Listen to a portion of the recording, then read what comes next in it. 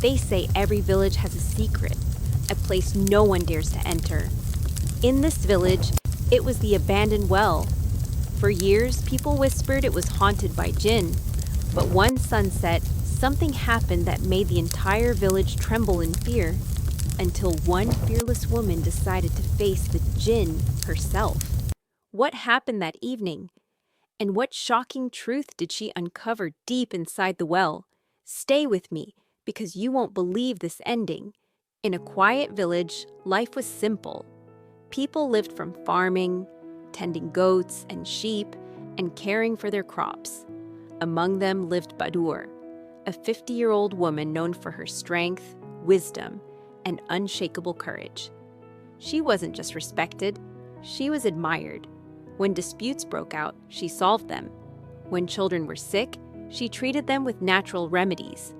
She was even the village midwife, delivering babies with steady hands and a calm heart. People often said, "If Badour is here, we fear nothing." One evening, just before sunset, a goat herder named Karim led his herd to the village water wheel. The water wheel was the lifeline of the village, used for drinking, farming, washing, everything. But near the water wheel stood something ominous, an old, abandoned well, dry, cracked, forgotten. The elders had always warned, never go near it. The Jinn live there, disturb them, and you'll pay the price. As Karim approached with his goats, the air grew heavy. The sun dipped lower, casting long shadows. And then he heard it, a moaning sound, low, echoing, almost human. It rose from the darkness of the abandoned well. Karim froze, his heart pounding.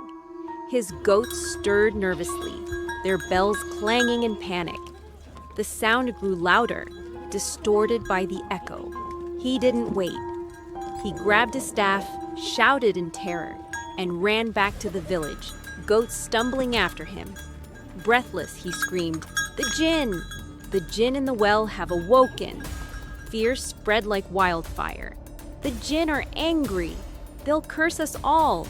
Don't go near the water wheel. Death awaits there." Some said they saw glowing eyes.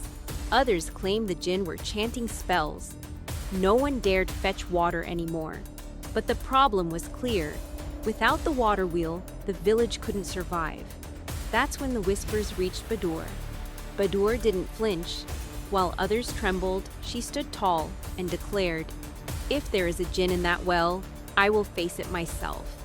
Tonight, the villagers, both frightened and hopeful, followed her as she walked toward the well. Children clung to their mothers. Old men muttered prayers under their breath. When she reached the well, the strange moaning still echoed. It sent chills through everyone's spine. Badour leaned over, her voice strong and steady. "Jinn, leave this well, leave our village, and trouble us no more." No reply.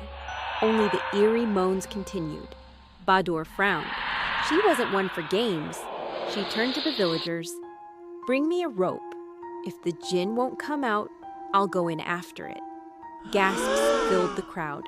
"Badour, no, you'll be cursed." But she had already tied the rope around her waist. Slowly, the villagers lowered her into the darkness. Every creak of the rope made hearts race. Children buried their faces. Mothers prayed. The entire village held its breath.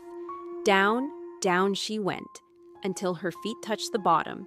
Suddenly, a sharp gasp echoed, then silence. Moments later, Badour tugged the rope. "Pull me up," she shouted. The villagers hauled with all their strength. The rope creaked, their hands blistered, but they didn't stop. And then, Badour emerged from the darkness. But she wasn't alone. In her arms, she held a goat. Its leg was broken, and its horns curved sharply. The crowd stared, jaws dropping. Badour raised the goat high, and with a sly smile said, "Here is your Jinn." The villagers burst into nervous laughter. It turned out the poor goat had fallen into the well days earlier. Its cries of pain echoed and warped into ghostly moans, terrifying everyone. One shepherd shouted, "That's my goat!" I thought it was lost forever. The village erupted in cheers. Relief and laughter filled the air. People rushed to thank Badour, calling her their savior and their hero.